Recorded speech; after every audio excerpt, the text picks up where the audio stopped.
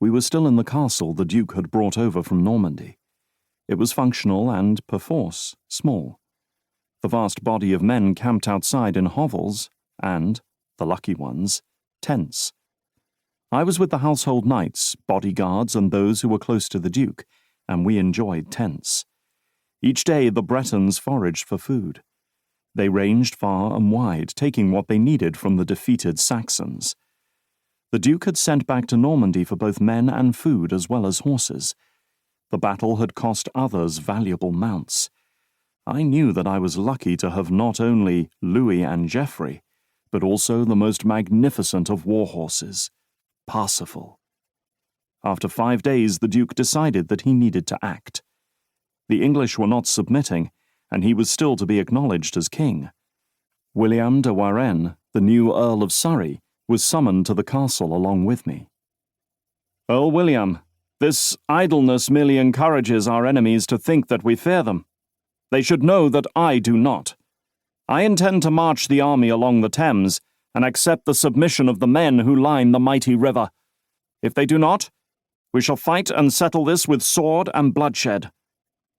William de Warenne was a warrior, and he rubbed his hands excitedly. "Excellent, my lord." The Duke shook his head.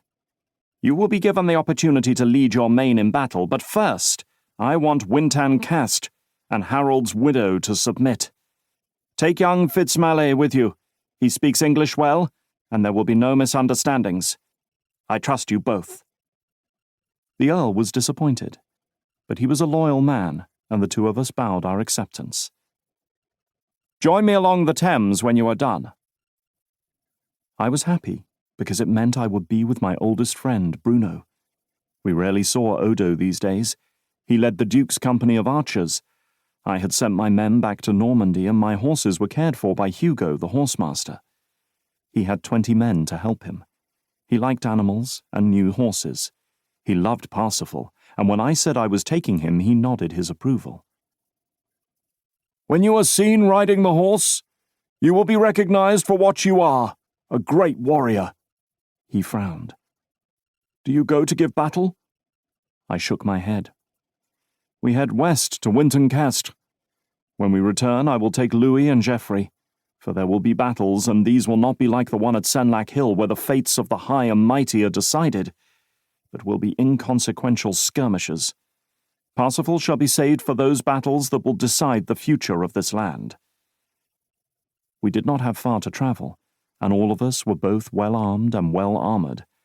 We were the best of the Norman army.